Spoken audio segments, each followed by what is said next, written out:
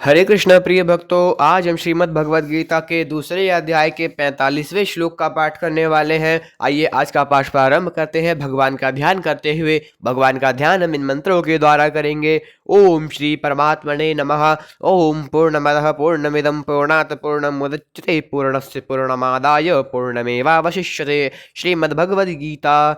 गजाननं भूतगणाधिसेवितं कपितजम्बूफलचारुभक्षणम् उमासुतं शोकविनाशकारकं नमामि विघ्नेश्वरपादकपङ्कजं। ध्यानाभ्यासवशीकृतेन मनसा तन्निर्गुणं निष्क्रियं ज्योतिः किञ्चन योगिनो यदि परं पश्यन्ति पश्यन्तु ते। अस्माकं तु तदेव लोचञ्चवत्काराय भूयाच्चिरं कलन्दीपुलिनोदरे किमपि यन्निल्लं महधावति। यावन्निरञ्जनमजं पुरुषं जरन्तं सञ्चिन्तयामि निखिले जगति सुरन्तं। तावद्बलात् स्फुरतिहन्त हृदन्तरे मे गोपस्य कोऽपि शिशुरञ्ज पुञ्जमञ्जुः। न विद्यां येषां शरणमपि षण्ण च गुणाः परित्यक्ता लोकैरपि वृजन्युक्ताः श्रुतिजडाः शरण्यं यन्ते अपि प्रसिद्धगुणमाश्रित्य सुजना विमुक्तास्तं वन्दे यदुपतिमहं कृष्णमबलजम्। यस्य श्रीकरुणाणवस्य करुणालेशेन बालो ध्रुवः स्वेष्टं प्राप्य समार्धां समगाद्रङ्कोऽप्यविन्दच्छ्रियं। याता मुक्तिमजामिलाधिपतिताः शैलवपि पूज्योऽभवत् तं श्रीमाधवमाश्रितिष्ठदमहं नित्यं शरण्यं भजे। वसुदेवसुतं देवं कंसचारुणमर्दनं देवकी परमानन्दं कृष्णं वन्दे जगद्गुरुं। नारायणं नमस्कृत्य नरं चैव नरोत्तमं देवीं सरस्वतीं व्यासं ततो जयमुदीरयेत्। हरे कृष्ण कृष्ण कृष्ण हरे हरे, हरे राम राम राम हरे हरे। श्रीमद् भगवद गीता के दूसरे अध्याय का 45वां श्लोक।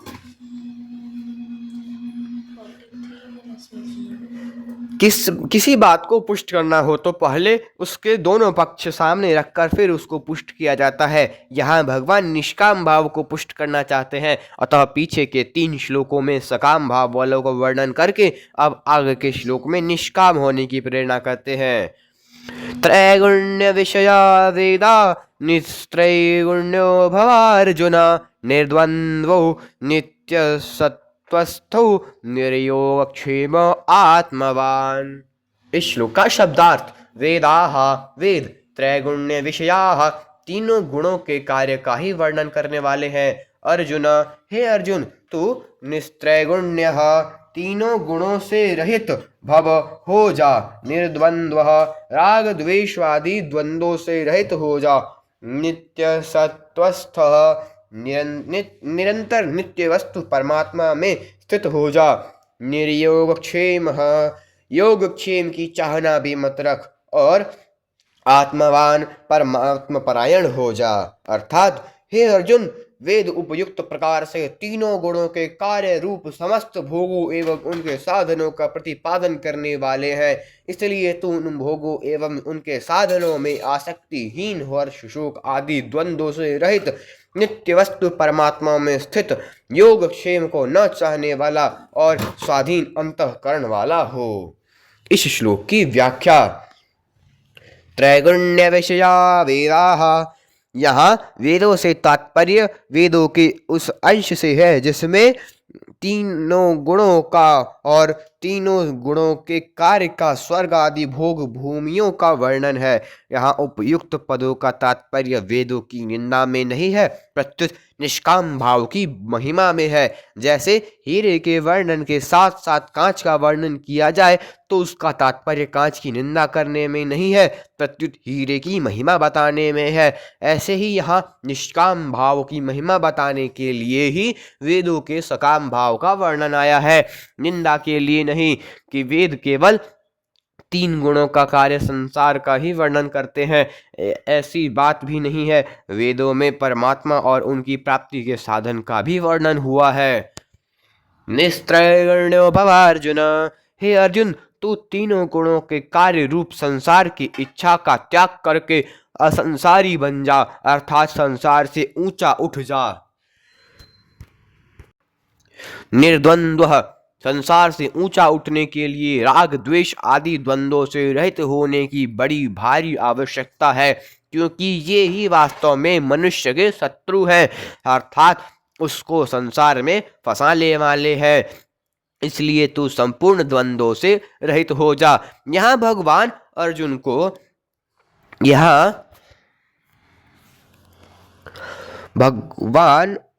को निर्द्वंद्व होने की आज्ञा दे रहे हैं, कारण कि द्वंद्व सम्मोह होता है, संसार में फंसावट होती है। जब साधक निर्द्वंद्व होता है तभी वह दृढ़ होकर भजन कर सकता है। निर्द्वंद्व होने से साधक सुखपूर्वक संसार बंधन से मुक्त हो जाता है। निर्द्वंद्व होने से मूढ़ता चली जाती है। निर्द्वंद्व होने से साधक कर्म करता हुआ भी नहीं बंधता।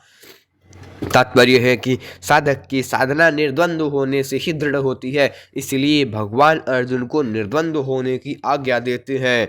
एक ही विषय में एक ही वस्तु दो भाव का लेना द्वंद्व है, परंतु जहाँ विषय वस्तु अलग अलग होते हैं वहाँ द्वंद्व नहीं होता। जैसे प्रकृति और पुरुष, जड़ और चेतन, इन दोनों को अलग अलग समझना द्वंद्व नहीं है। इस ऐसे ही संसार से विमुख होकर भगवान के सम्मुख हो जाना द्वंद्व नहीं है, परंतु केवल संसार में ही दो भाव हो जाए तो यह द्वंद्व हो जाता है, और इसी द्वंद्व से में मनुष्य फंसता है। दूसरी बात, अगर संसार में किसी भी वस्तु व्यक्ति आदि में राग होगा तो वह दूसरी वस्तु व्यक्ति आदि में द्वेष होगा। यह नियम है। ऐसा होने पर भगवान की उपेक्षा हो जाएगी। यह भी एक प्रकार का द्वेष है, परंतु जब साधक का भगवान में प्रेम हो जाएगा तब संसार से द्वेष नहीं होगा, प्रत्युत संसार से स्वाभाविक उपरति हो जाएगी। उपरति होने की पहली अवस्था यह होगी कि साधक का प्रतिकूलता में द्वेष नहीं होगा, किंतु उसकी उपेक्षा होगी। उपेक्षा के बाद उदासीनता होगी, और उदासीनता के बाद उपरति होगी। उपरति में राग द्वेष सर्वथा मिट जाते हैं। इस क्रम में अगर सूक्ष्मता से देखा जाए तो उपेक्षा में राग द्वेष के संस्कार रहते हैं, न सत्ता रहती है, किंतु राग सर्वथा अभाव हो जाता है। नित्य सत्वस्थ द्वंद्वों से रहित होने का उपाय यह है कि जो नित्य निरंतर रहने वाला सर्वत्र परिपूर्ण परमात्मा है तो उसी में निरंतर स्थित रह। निर्योग क्षेम, अप्राप्य वस्तु की प्राप्ति का नाम योग है और प्राप्त वस्तु की रक्षा का नाम क्षेम है। तो योग और क्षेम की इच्छा भी मत रख, क्योंकि जो केवल मेरे परायण होते हैं उनके योग क्षेम का वाहन मैं स्वयं करता हूँ।